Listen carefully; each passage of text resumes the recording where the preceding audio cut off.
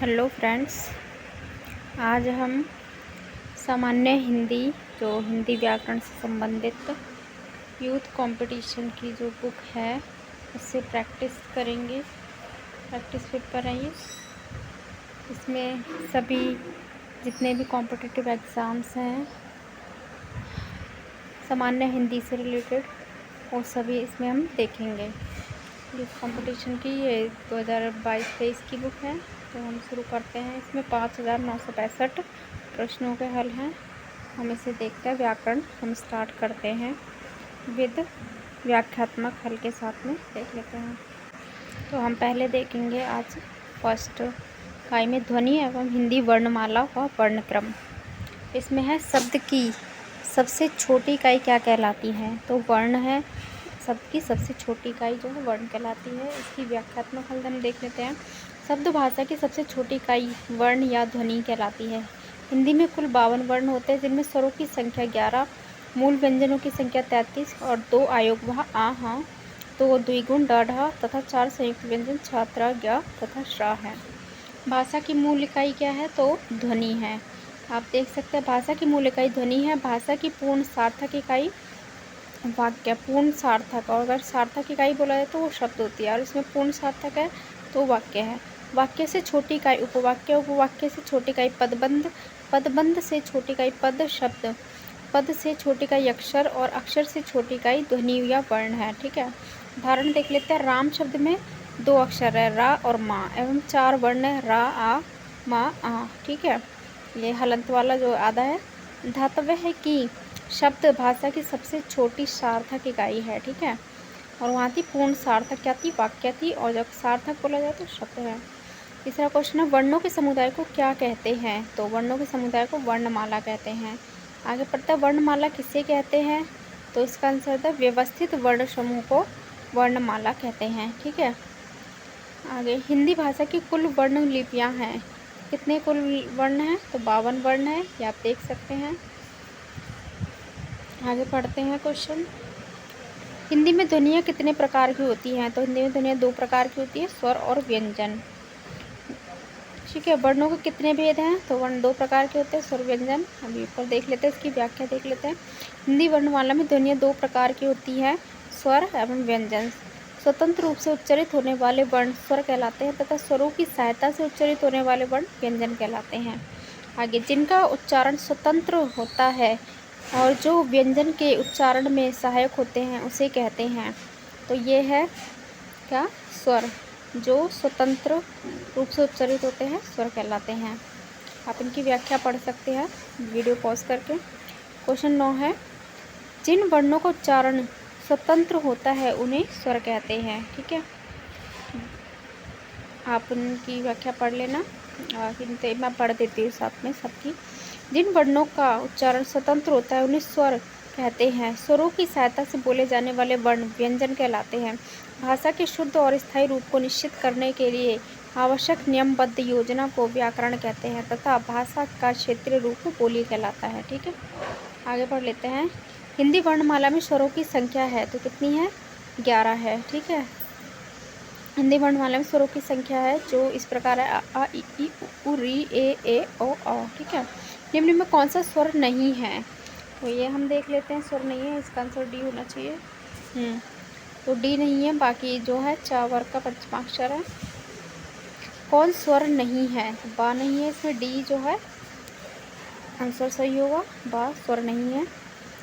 इसका उच्चारण स्थान क्या है, होठ है। पा वर्ग का तृतीय व्यंजन है। ये देख लेते हैं।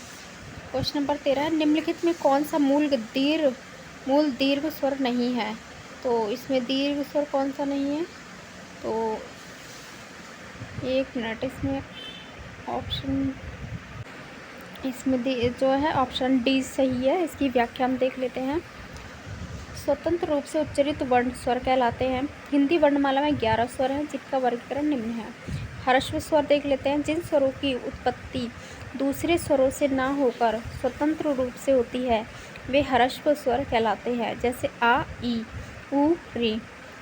इन्हें मूल स्वर भी कहते हैं। वही दीर्घ स्वर देख लेते हैं। दीर्घ स्वर 2 समान मूल स्वरों के योग से निर्मित स्वर दीर्घ स्वर कहलाते हैं। जैसे आ, बड़ा आ छोटा छोटा मिलकर बनता है, और बड़ी ई छोटी छोटी ई मिलकर बनते हैं। वहीं बड़ा ऊ जो ऊ मिलकर बनते हैं। तो मूल दीर्घ स्वर है ये। और संयुक्त स्वर देख लेते हैं। जब दो असमान स्वर परस्पर जुड़ते हैं तो उनके योग से संयुक्त स्वरों का निर्माण होता है। ए, इसमें आ और छोटी ई छोटा आ मिला है तो छोटा ए बना। और वहीं फिर से आ और ए मिला, इसमें ए मिला, आ और ए मिला तो हमारा बड़ा ए बना। और वहीं ओ बनाने के लिए आ और छोटा ऊ मिला, और ओ बनाने के लिए आ और बड़ा ओ मिला। ठीक है, इसको संयुक्त व्यंजन कहेंगे। और मूल दीर्घ स्वर नहीं है, क्या है हमारा ओ जो है संयुक्त स्वर है। क्वेश्चन नंबर 14 देख लेते हैं। निम्न में दीर्घ स्वर है तो इसमें से दीर्घ स्वर हमारा कौन सा हो जाएगा? ई हो जाएगा। कि जो बड़ी मात्राएं वाले शब्द होते हैं वो हमारे दीर्घ स्वर में आ जाते हैं, और जो दो से अलग अलग व्यंजनों से मिलकर बनते हैं, तो अलग अलग स्वरों से मिलकर बनते हैं, वो हमारे संयुक्त व्यंजन में आ जाते हैं। संयुक्त स्वर होते हैं। ठीक है, निम्नलिखित में कौन सा संयुक्त स्वर है? तो आप इसमें देख सकते हैं, डी है, ए ओ औ, यह संयुक्त स्वर है। आखिर मात्रा के आधार पर स्वर कितने प्रकार के होते हैं? तो मात्रा के आधार पर स्वर 3 प्रकार के होते हैं। अभी पढ़ा था ह्रस्व स्वर, दीर्घ स्वर और संयुक्त स्वर। इनके वो पढ़ लेते हैं व्याख्या। उच्चारण में लगने वाला समय मात्रा कहलाता है। ठीक है, इसी मात्रा के आधार पर स्वरों के 3 भेद हैं। किसके आधार पर? मात्रा के आधार पर।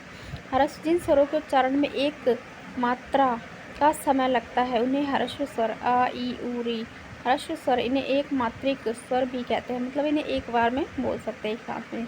इन्हें बोलने में ज़्यादा टाइम नहीं लगता है। वहीं दीर्घ स्वर होते हैं जिन स्वरों के उच्चारण में 2 मात्रा का समय लगता है, वे दीर्घ स्वर कहलाते हैं, जिन्हें द्विमात्रिक स्वर भी कहते हैं। जैसे इन्हें बोलने में टाइम लगता है, ऐसे याद कर सकते हैं, आ ई उ ए ओ औ। ठीक है, दीर्घ स्वर। आगे पढ़ते हैं। क्लुप्त स्वर, तीसरा स्वर है इसमें क्लुप्त स्वर। जिन स्वरों के उच्चारण में 3 मात्रा का समय लगता है उसे क्लुप्त स्वर कहते हैं। जैसे ओम बोल रहे हैं, लंबा टाइम लगता है, तो इसमें इसे वो क्लुप्त स्वर में आता है। 3 अंक इसका चिन्ह होता है।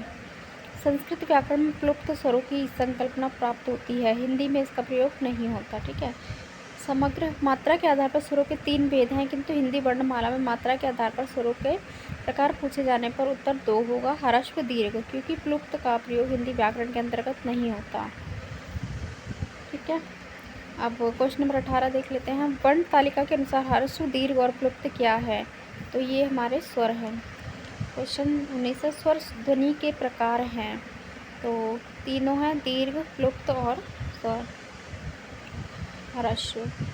जीवा के आधार पर स्वर कितने प्रकार के होते हैं? तो 3 प्रकार के होते हैं जीवा के आधार पर।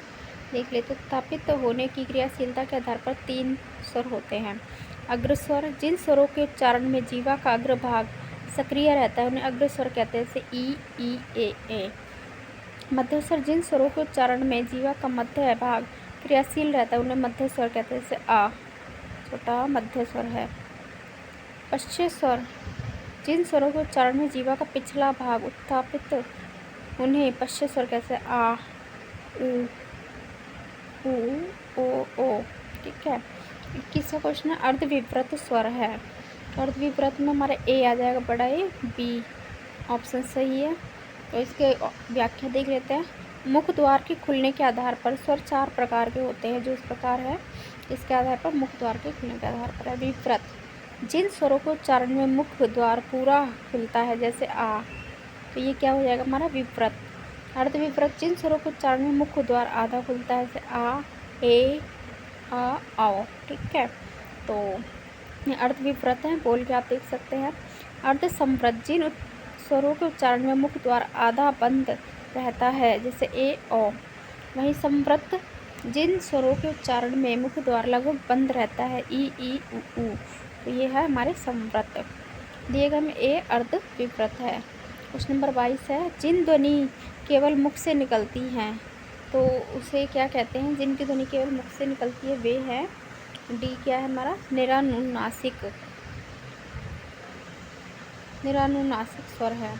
इसकी व्याख्या हम पढ़ लेते हैं। जिनकी ध्वनि केवल मुख से निकलती है वे निरानुनासिक स्वर हैं। अनुनासिक स्वर जो पंचमाक्षर जिन्हें बोला जाता है, हर वर्ण के 5 अक्षर, ये आप देख सकते हैं, के उच्चारण में वायु ध्वनि मुख के साथ साथ नाक से भी निकलती है। वृत्ताकार स्वर ऐसे स्वर हैं जिनके उच्चारण में होठों का आकार गोल हो जाता है, जैसे उ ओ आ। संवृत्त स्वर के उच्चारण में मुख द्वार लगभग बंद रहता है, जैसे ई उ। और ये पंचमाक्षर आप देख लेना। भाषा विज्ञान 23वां क्वेश्चन है। भाषा विज्ञान की दृष्टि से उ किस प्रकार का स्वर है? ये पश्चात संवृत्त है। ठीक है, व्याख्या देखते हैं। भाषा विज्ञान की दृष्टि से उ तथा उ पश्चात स्वर संवृत्त स्वर है। जिन स्वरों के उच्चारण में जीभ का पश्चात भाग कार्य करता है उसे पश्चात स्वर कहते हैं, जैसे आ उ ओ आ। ठीक है, संवृत्त उन स्वरों को कहते हैं जिनमें स्वरों के उच्चारण में मुख द्वार लगभग बंद रहता है, ई उ जो है बंद रहता है। संवृत्त होठों की आकृति के आधार पर निम्न में से कौन सा आवृत्तमुखी स्वर है? तो ये देख लेते हैं हम व्याख्या। ए इसका सही है, ई जो है आवृत्तमुखी है, क्योंकि मुंह नहीं खोलता है तो वृत्त नहीं बनता है। तो आवर्तमुखी होठों की आकृति के आधार पर स्वरों को 2 भागों में बांटते हैं, आवर्तमुखी और वृत्तमुखी। आवर्तमुखी जिन स्वरों के उच्चारण में होठ वृत्तमुखी या गोलाकार नहीं होते हैं आवृत्तमुखी स्वर कहलाते हैं, आ ई ए। ठीक है, वृत्तमुखी जिन स्वरों के उच्चारण में होठ गोलाकार होते हैं वृत्तमुखी कहलाते हैं, उ ओ। ठीक है, तो ई क्या है? आवृत्तमुखी है। 25वां क्वेश्चन, निम्न में कंठ्य वर्ण कौन सा है? तो बी कंठ्य वर्ण है। दिए गए वर्णों में कंठ्य वर्ण आ है, ई तालव्य वर्ण है और उ होस्टे वर्ण है। ये आप देख सकते हैं। कौन वर्ण होस्टे नहीं है? तो डी जो है आ होस्टे वर्ण नहीं है, क्योंकि माँ बा उ ये आप बोल कर भी देख सकते हैं, पा वर्ग के होस्टे है। निम्न में होस्टे वर्ण कौन सा है? उ है ना, डी ऑप्शन का सही है। ये आप देख सकते हैं, कंठ से बोला जाता है आ, तालु से ई, मूर्धा से री, ओस से उ, कंठ तालु से ए और कंठ ओस से ओ। ठीक है, आगे पढ़ लेते हैं। कंठ तालव्य कौन से हैं? तो सी ए। कंठ तालव्य वर्ण ए है। उ का उच्चारण स्थान ओष्ठ, र श का उच्चारण स्थान मूर्धा तथा आ का उच्चारण स्थान कंठ है। किस वर्ण का उच्चारण स्थान कंठ तालु है? तो इसका है बी ऑप्शन सही, ए कंठ तालु से बोला जाता है। क्वेश्चन नंबर 30 है। एक उच्चारण में डैश और डैश की सहायता ली जाती है। इसमें जो कंठ और तालु की सहायता ली जाती है, किसमें? एक उच्चारण में। ओ किस प्रकार के वर्ण हैं? तो ये है कंठोष्ठ्य वर्ण है। ठीक है, ओ। इसमें से ओ का उच्चारण स्थल कौन सा है? 32वां क्वेश्चन देख रहे हैं, तो इसका है कंठोष्ठ्य। क्वेश्चन नंबर 33 है। ई च छ ज झ या आदि का उच्चारण किससे होता है? तो इसका आंसर हो जाएगा हमारा तालव्य से, सी ऑप्शन सही है। ऐसे वर्ण जिनका उच्चारण जीवा तालु को स्पर्श करती है उन्हें तालव्य वर्ण कहते हैं, जैसे ई च छ ज झ या। ठीक है, क्वेश्चन नंबर 34 है। वर्णमाला का कौन सा अक्षर पुल्लिंग नहीं है? तो वर्णमाला का ई अक्षर जो है पुल्लिंग नहीं होता। इनसे स्त्रीलिंग शब्दों का निर्माण होता है, जैसे स्त्री, नदी, बालिका आदि। किस शब्द में री स्वर नहीं है? तो डी सही है, आज में री स्वर नहीं है। बाकी कृपा, कृष्णा, दृष्टि इनमें री है, नीचे समय री लगा हुआ है। आज शब्द में री स्वर नहीं है, से सभी में री स्वर की मात्रा का प्रयोग हुआ है, जैसे कृपा में, कृष्णा में, कृति में, आज में। आप देख सकते हैं संधि करके। क्वेश्चन नंबर 36 है। निम्न में कौन सा शब्द री की मात्रा का उपयोग हुआ है? तो इसमें है वृष्टि हुआ है, रे की मात्रा का देख सकते हैं। रा व्यंजन के अलग अलग रूपों का प्रयोग हो रखा है। निम्न में कौन सा शब्द अनुनासिकता है? तो अनुनासिक कौन सा शब्द है हमारा? संभालना। संभालना क्या है? अनुनासिकता का है ना। तो इसकी व्याख्या देखते हैं। निम्नलिखित में संभालना शब्द अनुनासिकता है। अनुनासिक स्वरों की विशेषता है इनके उच्चारण में वायु नाक से का मुख से अधिक निकलती है। हिंदी में ये विशेषता चंद्र बिंदु के रूप में दर्शाई जाती है। चंद्र बिंदु प्राय तद्भव रूप में प्रयुक्त किया जाता है। संभालना, ठीक है, अनुनासिक है, जबकि संभावित, संभावना, संभव ये इसमें नहीं है। इसमें बोल के देखना, संभालना क्या हो रहा है, अधिक मुख से निकल रही है आवाज़ इसमें, तो अनुनासिक है, ऐसे देख सकते हैं आप। क्वेश्चन नंबर 38 है, एक से अधिक वर्णों के मेल को कहते हैं। तो क्या कहते हैं, एक से अधिक वर्णों के मेल को व्यंजन कहते हैं। एक से अधिक वर्णों के मेल को व्यंजन कहते हैं, अर्थात व्यंजन वर्णों का उच्चारण स्वरों की सहायता से होता है। प्रत्येक व्यंजन में स्वर दिया रहता है, जैसे का आ, का बन गया, खा आ, खा बन गया, ठीक है। क्वेश्चन नंबर 39 है, हिंदी वर्णमाला में व्यंजनों की संख्या है 33 है। ऑप्शन नंबर सी ठीक है, ये आप देख सकते हैं। हिंदी वर्णमाला के मूल व्यंजनों की संख्या 33 मानी गई। का खा गा घड़ा, च छ ज झ य, ट ठ ड ढ त थ द ध न, प फ ब भ म, या र ल व, ये अंतस्थ हैं। श श स जो है हमारे कौन से उसमें व्यंजन हैं। और इनके अतिरिक्त 4 संयुक्त व्यंजन होते हैं, छात्र ज्ञ श्र, ये संयुक्त व्यंजन है, ठीक है। निम्न में कंठ ध्वनि कौन सी है, कंठ से बोली जाती है, काखा, ये आप देख सकते हैं, चार्ट ऊपर देख लिया था। उच्चारण 41वां क्वेश्चन है, उच्चारण स्थान के आधार पर निम्न में कौन सा दंत्य है, ठीक है। ला क्या है हमारा, दंत्य हो जाएगा। उच्चारण स्थान के आधार पर ला दंत्य वर्ण है, शेष पा मा उ उष्ट वर्ण है। क्वेश्चन नंबर 42 है, घा का उच्चारण स्थान कौन सा है। तो घा हमारा कंठ से बोला जाता है, क्योंकि का वर्ग का है ये, आप देख सकते हैं। उक्त विकल्प में घा उच्चारण स्थान कंठ है। आ का वर्ग है, हा एवं विसर्ग कंठ ध्वनियाँ हैं। हिंदी की शा ध्वनि है, कौन सी है, तो ये हमारी तालव्य ध्वनि है, ठीक है, सलगम वाला शा। ई च छ ज या झ या ये हमारी तालव्य ध्वनियाँ हो जाएंगी। तालव्य व्यंजन कौन से हैं, तो च छ ज झ तालव्य हैं, वही 45वां वर्ण देखते हैं। चा और छा वर्ण का उच्चारण है तालु, ये ऑप्शन सही है। या का उच्चारण स्थान भी क्या है, तालु है, ये आप देख सकते हैं। 47वां क्वेश्चन में तालु ध्वनि क्या है, तो इसमें शा है, शलगम वाला। क्वेश्चन नंबर 48, हिंदी की तालव्य ध्वनियाँ हैं, ए चा छा जा या, ठीक है।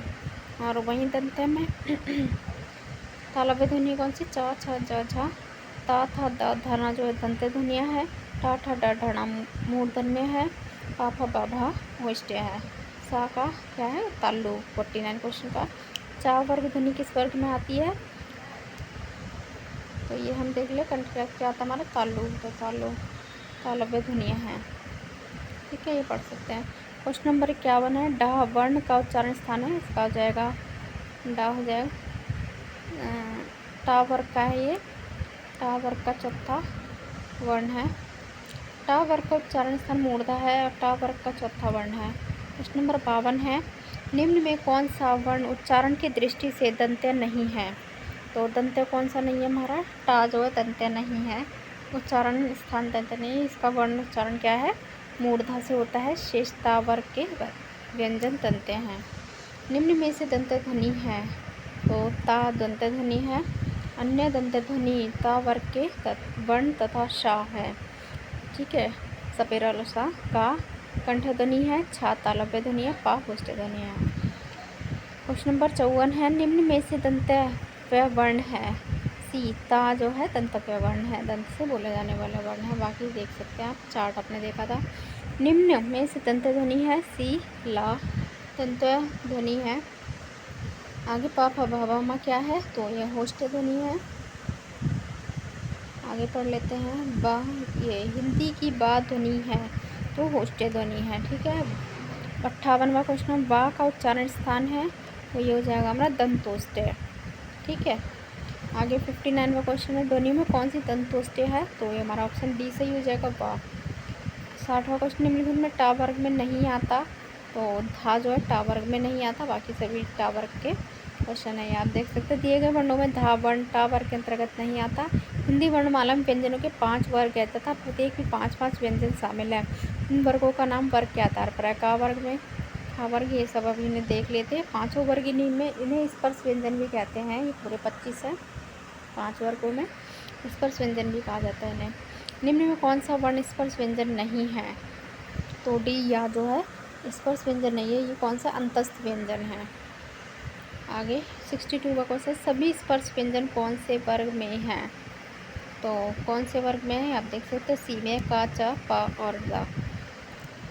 कौन से वर्ण है ये? तो सभी स्पर्श हैं। निम्न में अंतस्थ व्यंजन कौन सा है? तो व अंतस्थ व्यंजन है। सी ऑप्शन सही है इसमें, देख सकते हैं। क्वेश्चन नंबर 64, निम्नलिखित में अंतस्थ व्यंजन कौन सा है? तो इसमें या अंतस्थ व्यंजन है। बी ऑप्शन सही है। व व्यंजन है अंतस्थ। बी ऑप्शन सही है। और यार अलावा किस प्रकार के अंतस्थ है? बी ऑप्शन सही है। 67 क्वेश्चन, हिंदी वर्णमाला में अंतस्थ व्यंजन कौन से? यार अलावा है। बी ऑप्शन सही है। ऊष्म व्यंजन कौन सा है? 68 क्वेश्चन नंबर, तो इसमें हा हो जाएगा। इसका देख लेते हैं। हा ऊष्म व्यंजन है जिन व्यंजनों का उच्चारण करते समय वायु मुख के किसी विशेष स्थान से घर्षण करती हुई निकले तथा ऊष्म उत्पन्न करे, उसे ऊष्म व्यंजन कहते हैं। जैसे शा, शा, शा, हा। कौन ऊष्म व्यंजन नहीं है? तो इसमें हमारा कौन सा नहीं है? गा नहीं है ऊष्म व्यंजन। अंतस्थ और ऊष्म वर्ण कितने होते हैं? तो 4 अंतस्थ होते हैं और ऊष्म व्यंजन हमारे कितने होते हैं? 4 ही होते हैं, तो 8 हो गए ना। अंतस्थ व ऊष्म वर्णों की कुल संख्या 8 है। हिंदी वर्णमाला में कुल 52 ध्वनियाँ हैं। इसमें 4 अंतस्थ तथा 4 ऊष्म है। यार अलावा अंतस्थ सा, सा, साहा ऊष्म है। क्वेश्चन नंबर 71 है, दो व्यंजन जब एक साथ मिलते हैं तो क्या कहलाते हैं? संयुक्त व्यंजन कहलाते हैं। छात्रा, ज्ञा, श्रा, ये 4 जो है संयुक्त व्यंजन है। 72 क्वेश्चन नंबर, इनमें से कौन सा संयुक्त व्यंजन नहीं है? तो फा नहीं है इसमें, ठीक है। डी ऑप्शन सही है। क्वेश्चन नंबर 73, निम्न का संयुक्त व्यंजन कौन सा है? तो ज्ञा जो है। बी ऑप्शन सही है, संयुक्त व्यंजन है। 74, छा वर्ण किसके युग से बनता है? तो ये बन जाएगा ए, का और शा, हलन तला का और शा, षटकोण सा से। 75 है, छा ध्वनि किसके अंतर्गत आती है? संयुक्त व्यंजन में आती है, ऑप्शन सी। 76, ज्ञा वर्ण किन वर्णों के संयोग से बना है? इसका हो जाएगा बी, आधा जा और या से बना है, संयोग से बना है इनके। क्वेश्चन नंबर 77 है, हिंदी वर्णमाला में कुल कितने आयुर्वाह हैं? तो 2 आयुर्वाह हैं, आपने देखा था, पढ़ लो एक बार। हिंदी वर्णमाला में कुल 2 अनुस्वार तथा विसर्ग अयुग्वाह होते हैं। अयुग्वाह का अर्थ है योग ना होने पर भी जो साथ रहें। ये ध्वनि ना तो स्वर हैं और ना ही व्यंजन, परंतु इनका प्रयोग स्वरों की सहायता से किया जाता है। ये ना स्वर होती है ना व्यंजन में आती हैं, और पर इनका प्रयोग जो है स्वरों की सहायता से किया जाता है। इनका जातीय योग ना तो स्वर के साथ होता है ना व्यंजन के साथ, इसलिए इन्हें अयोगवाह कहा जाता है, अनुस्वार और विसर्ग। ठीक है, आगे हम क्वेश्चन नंबर 78 देख लेते हैं। निम्न में से नासिक के व्यंजन कौन सा है? तो हमारा यहाँ जो है नासिक के व्यंजन ऑप्शन नंबर बी सही है। पंचमाक्षर जिन्हें कहते हैं नासिक के व्यंजन है डा, या, ना, ना, मा। ठीक है, क्वेश्चन नंबर 79 है, निम्न में कौन सा व्यंजन संघर्षी है? तो हा जो है हमारा संघर्षी व्यंजन है। ये व्याख्या पढ़ लेते हैं। जिन वर्णों के उच्चारण में वायु का ना तो स्पर्श ध्वनियाँ के समान पूर्ण अवरोध होता है, न स्वरों के समान निर्बाध प्रवाह तथा वायु का निर्गमन घर्षण के साथ होता है, उन्हें संघर्षी व्यंजन कहते हैं। जैसे शा, शा, शाहा, इन्हें ही ऊष्म संघर्षी व्यंजन भी कहते हैं, क्योंकि उच्चारण के समय वायु घर्षण करती हुई निर्गमित से ऊष्म उत्पन्न होती है, उसे क्या वो संघर्षी व्यंजन कहते हैं। तो हाँ क्या हमारा संघर्षी व्यंजन है। क्वेश्चन नंबर 80 है, सा, शा, शा, हा कौन से व्यंजन है? तो ऊष्म संघर्षी व्यंजन है, ऑप्शन नंबर डी सही है। 81 क्वेश्चन है, अघोष वर्ण कौन सा है? तो डी ऑप्शन सही है, सा जो है अघोष वर्ण है। व्याख्या देखते हैं इसकी। जिन ध्वनियों के उच्चारण में स्वर तंत्रियों में कंपन उत्पन्न नहीं होती उन्हें अघोष वर्ण कहते हैं। जैसे सा, का, खा, चा, छा, टा, त, थ, चा इत्यादि। हर वर्ग का पहला और दूसरा व्यंजन प्लस सा, सा, शा, तीनों शा, ठीक है, क्या है ये? अघोष है। पहला और दूसरा सब वर्गों का और तीनों सा हमारे अघोष होते हैं, बाकी सब सघोष होते हैं। और क्वेश्चन नंबर 82 है, निम्न में अल्पप्राण व्यंजन कौन सा है? तो अल्पप्राण हमारा बी का है, पढ़ लेते हैं अल्पप्राण महाप्राण भी। प्राण तत्व के आधार पर व्यंजन के कितने 2 प्रकार होते हैं। किसके आधार पर? प्राण तत्व के आधार पर, तो अल्पप्राण और महाप्राण। इन व्यंजनों के उच्चारण में मुख द्वार वायु का निर्गमन कम होता है तथा स्फोट भी अल्प ही होता है। प्रत्येक वर्ग का पहला, तीसरा और पांचवा वर्ण यार अलावा, ठीक है, पहला, तीसरा, पांचवा और यार अलावा जो अंतस्थ व्यंजन है अल्पप्राण व्यंजन कहलाते हैं, ठीक है। और वहीं जो सेकंड महाप्राण, इनमें दूसरा, चौथा, ठीक है, इन व्यंजनों के उच्चारण में मुख से अपेक्षाकृत अधिक वायु निर्गमित होती है तथा स्फोट भी अधिक स्पष्ट होता है, जिससे हकार की ध्वनि सुनाई देती है। प्रत्येक वर्ग का दूसरा, चौथा वर्ग तथा श, श, श, ह महाप्राण व्यंजन कहलाते हैं, ठीक है। 3 उसमें व्यंजन और दूसरा, चौथा महाप्राण होते हैं, ठीक है। और इनमें कौन सा व्यंजन अल्पप्राण है, तो अब आप उसके आधार पर देख सकते हैं कौन सा अल्पप्राण है और कौन सा महाप्राण है। आंसर देख लेते हैं हम। तो ऊंचा इसका अल्पप्राण है और शेष महाप्राण है। पहला, तीसरा और पांचवा अल्पप्राण, दूसरा, चौथा महाप्राण, ऐसे आप देख सकते हैं। 84 क्वेश्चन है। अल्पप्राण ध्वनियों का समूह कौन सा है, तो बी, च और या। पहला, तीसरा, पांचवा वर्ण है वो। 85 क्वेश्चन है। ध्वनि अल्पप्राण है, तो डी, ता जो है अल्पप्राण है, शेष महाप्राण है। क्वेश्चन नंबर 86 है। अल्पप्राण वर्ण कौन सा है, तो बी, का और गा। सभी महाप्राण वाला वर्ग कौन सा है, तो ए, ख, छ और ठ। महाप्राण ध्वनि व्यंजन वर्ग किससे संबंधित होता है, तो ये दूसरा और चौथा वर्ग, ऑप्शन नंबर सी, ठीक है। 88 का। 89 निम्न में महाप्राण वर्ण है, तो ए जो था है 89 का ए ऑप्शन सही है। 90 क्वेश्चन नंबर महाप्राण कौन सा है, तो सी, घा है, इसमें घा आंसर सही है इसमें। 91 का क्वेश्चन, निम्न में महाप्राण व्यंजन कौन सा है, तो इसका भा जो है ऑप्शन नंबर सी, ठीक है। 92 में अघोष वर्ण कौन सा है, तो पहला, दूसरा अघोष होता है, तो आप आ देख सकते हैं, ए ऑप्शन सही, सॉरी, अघोष वर्ण, इसमें शाह दे रखा है। पढ़ लेते हैं इसे एक बार। नाद की दृष्टि से जिन ध्वनियों को उच्चारण के समय स्वतंत्र इंद्रियों में कंपन नहीं होता, स्वतंत्र इंद्रियां खुली रहती हैं, वायु बिना अवरोध के बाहर आ जाती है, वे अघोष व्यंजन कहलाते हैं। प्रत्येक वर्ग का पहला और दूसरा वर्ण तथा श, स, स अघोष व्यंजन है। प्रश्नागत स अघोष वर्ण है, तो पहला और दूसरा वर्ण, अच्छा ये स्वर है ना, पहले दूसरा वर्ण नहीं है, सॉरी, शाह इसमें अघोष है। क्वेश्चन नंबर 93, निम्न में कौन सा वर्ण अघोष है, तो ए जो है अघोष है, का ऑप्शन। 94 निम्न में कौन सा वर्ण अघोष है, ए जो है चा, हमारा ए ऑप्शन सही है इसका। 95 क्वेश्चन, निम्न में अघोष वर्ण कौन सा है, तो ए, पा जो है हमारा सही है, अघोष वर्ण है। 96 क्वेश्चन है, निम्न में से कौन सा वर्ण घोष है, तो सी हमारा दा जो है घोष है, ठीक है। तीसरा, चौथा, पांचवा जो होता है और यार अलावा, इनकी व्याख्या देख लेते हैं। जिन वर्णों को उच्चारण में स्वर तंत्र या झंकृत हो तथा नाद उत्पन्न हो, वे सघोष वर्ण कहलाते हैं। जिनके उच्चारण में स्वर तंत्रियां समीप आ जाती हैं, उन्हें वायु प्रवाह के लिए मार्ग अवरुद्ध होने के कारण स्वर तंत्रियों में कंपन होता है। प्रत्येक वर्ग का तीसरा, चौथा और पांचवा, कौन सा तीसरा, चौथा, पांचवा वर्ण तथा यार अलावा हा सघोष व्यंजन है, अतः दाद वर्ण जो है घोष है। क्वेश्चन नंबर 97 है।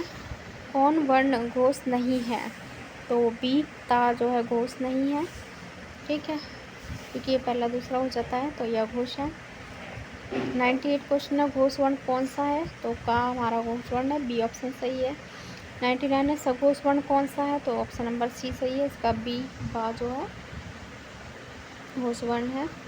क्वेश्चन नंबर 100 है, कांकल्य वर्ण कौन सा है, इसका ऑप्शन नंबर हा सही है, क्योंकि हा को कांकल्य वर्ण कहा जाता है। व्याख्या देख लेते हैं।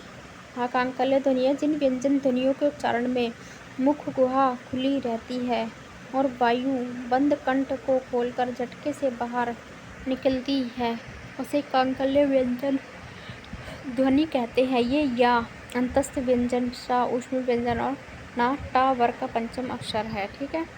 आगे देखेंगे। क्वेश्चन है, रा का विवरण है, तो रा का विवरण देख लेते हैं हम। ए ऑप्शन वत्स्य, लुंठित, सघोष, अल्पप्राण व्यंजन है ये, ठीक है। तो देखते हैं इसकी व्याख्या पढ़ लेते हैं। रा वर्ण का विवरण है वत्स्य, लुंठित, रा को लुंठित वर्ण भी कहा जाता है, सघोष अल्पप्राण व्यंजन है। वत्स्य ध्वनि दांतों एवं मसूड़ों से, दांतों एवं मसूड़े के मिलने का स्थान अर्थात दंत मूल को वत्स कहते हैं, ठीक है, वत्स कहते हैं, तथा इस स्थान विशेष से उच्चरित ध्वनि वत्स ध्वनि कहलाती है। हिंदी वर्णमाला में ना रा ला सा वर्ण वत्स ध्वनियों के अंतर्गत आते हैं। वही लुंठित ध्वनि कौन सी होती है? जिन ध्वनियों के उच्चारण में जीवा का अग्रभाग मुड़कर वत्स को शीघ्रता से स्पर्श करता है उन्हें लुंठित ध्वनि कहा जाता है। जीवा के प्रकंपन के कारण ही इसको लुंठित कहा जाता है, ठीक है। सघोष देख लेते हैं। सघोष प्रत्येक वर्ग का तीसरा, चौथा, पांचवा वर्ण या रा ला वा हा सघोष है। अल्पप्राण प्रत्येक वर्ग का पहला, तीसरा और पांचवा वर्ण, ठीक है। क्वेश्चन नंबर 102 है, निम्न में कौन सा व्यंजन पार्श्विक है? पार्श्विक हमारा ला जो है इसे पार्श्विक व्यंजन कहा जाता है। जिन ध्वनि के उच्चारण में जीवा का अग्रभाग वत्स का स्पर्श करती है तथा श्वास जीवा के दोनों पार्श्व से निकलती है उन्हें पार्श्विक व्यंजन कहा जाता है। हिंदी वर्णमाला की ला ध्वनि पार्श्विक व्यंजन है, ठीक है। क्वेश्चन नंबर 103 है, अर्धस्वर कहलाता है। तो या अर्धस्वर है, रा लुंठित ध्वनि है, ला पार्श्विक ध्वनि है, ठीक है। याद रखना, इनसे क्वेश्चन आता ही आता है ज़्यादातर। क्वेश्चन नंबर 104 है, स्पर्श व्यंजन कंठ ध्वनि, अघोष और महाप्राण ध्वनि कौन सी है? तो ऑप्शन नंबर खा मतलब सी इसका सही है, खा, ये सब खा में आ जाएगा, खा का। तो इसकी व्याख्या देखते हैं। स्पर्श व्यंजन कंठ ध्वनि, अघोष, महाप्राण ध्वनि खा है। स्पर्श व्यंजन पंच वर्ग के सभी व्यंजन है। कंठ ध्वनि का, खा, गा, घाड़ा, आ और अयोग वहा, विसर्ग जो है और हा। और अघोष में प्रत्येक वर्ग का पहला, दूसरा व्यंजन और यार अलावा हा, यार अलावा महाप्राण प्रत्येक वर्ग का दूसरा और चौथा व्यंजन। ये आप नोट कर लेना जिस तरीके से दे रखा है। क्वेश्चन नंबर 105 है, कौन सा शब्द में रा व्यंजन नहीं है? तो डी मातृभूमि में रा व्यंजन नहीं है। ये आप देख सकते हैं संधि करके मात्र में आधा माँ बड़ा आप आधा ता हलंत में लगा के री प्लस भा हलंत प्लस ऊ प्लस माँ प्लस रा प्लस ई जो है मातृभूमि, तो इस पर रा नहीं है, रा व्यंजन नहीं है। मात्रा में है रा व्यंजन, क्रम में है रा व्यंजन, मूर्धन में वे है रा व्यंजन, ठीक है। और क्वेश्चन नंबर 106 देख लेते हैं, अनुस्वार के संबंध में कौन सा कथन उपयुक्त नहीं है? तो डी ऑप्शन इसका सही नहीं है। बाकी ऑप्शन सही वाले जो हैं वो पढ़ लेते हैं। इसका उच्चारण आगे आने वाले व्यंजन से प्रभावित होता है। अनुस्वार नासिक के व्यंजन होता है, इसके जो बिंदी के ऊपर दर्शाया जाता है, बिंदी को ऊपर दर्शाया जाता है। और जो डी है वो गलत है, बिंदी के रूप में लिखा जाता है, चंद्र बिंदु के रूप में नहीं लिखा जाता है इसे। व्याख्या देखते हैं। अनुस्वार एक व्यंजन ध्वनि है, इसका उच्चारण नाक से अधिक सांस निकलती है और मुख से कम, जैसे अंश, पंच, अंग आदि। इसका उच्चारण आगे आने वाली व्यंजन से प्रभावित होता है। अनुस्वार की ध्वनि प्रकट करने के लिए वर्ण पर बिंदु लगाया जाता है। तत्सम शब्दों में अनुस्वार का प्रयोग किया जाता है। क्वेश्चन नंबर 107 है, लिखित भाषा में मूल ध्वनियों के लिए जो चिन्ह मान लिए गए हैं जिस रूप में ये लिखे जाते हैं उसे कहते हैं, तो बी लिपि कहते हैं, ठीक है।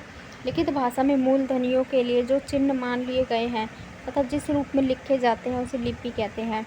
हिंदी देवनागरी लिपि में लिखी जाती है। स्वर वे वर्ण हैं जो अन्य वर्णों की सहायता के बिना स्वतंत्र रूप से उच्चरित होते हैं तथा स्वरों की सहायता से उच्चरित होने वाले वर्ण व्यंजन हैं। क्वेश्चन नंबर 108 है, जब एक ही ध्वनि का द्वित्व हो जाए तब वह क्या कहलाती है? तो इसका जो युग्मन ध्वनि कहलाती है, ठीक है। ऑप्शन नंबर बी सही है। जब एक ही ध्वनि का द्वित्व युग्म हो जाए तब वे युग्मक ध्वनि कहलाती है। युग्मक ध्वनि प्राय शब्द के मध्य में आती है। दो या दो से अधिक व्यंजन ध्वनियाँ जब परस्पर संयुक्त होकर एक स्वर के सहारे बोली जाएं तो उन्हें संयुक्त ध्वनि कहा जाता है, जैसे प्राण, घृणा, क्लांत आदि, ठीक है, संयुक्त ध्वनियाँ कहा जाता है। 109 क्वेश्चन नंबर है, जिन शब्दों के अंत में आ आता है उन्हें क्या कहते हैं? तो इसे कहते हैं अकारांत, ठीक है। जिन शब्दों के अंत में आ आता है उसे अकारांत कहते हैं। अनुस्वार एक व्यंजन ध्वनि है जो तत्सम शब्दों में प्रयुक्त होती है। अनुस्वार आ तथा आयोग वह ध्वनियाँ हैं यार अलावा अंतस्तु व्यंजन ध्वनि है। आगे बढ़ता है क्वेश्चन नंबर 110। हिंदी शब्दकोश में छा का क्रम किस वर्ण के बाद आता है? तो इसमें आ जाएगा का के बाद आता है। ऑप्शन नंबर ए सही है। हिंदी शब्दकोश में छा का क्रम का वर्ण के बाद आता है। यह एक संयुक्त व्यंजन है जो का शा वर्ण के योग से मिलकर बना है। 111 क्वेश्चन है, हिंदी शब्दकोश में सबसे पहले कौन सा शब्द आएगा? तो इसमें से कौन सा आएगा?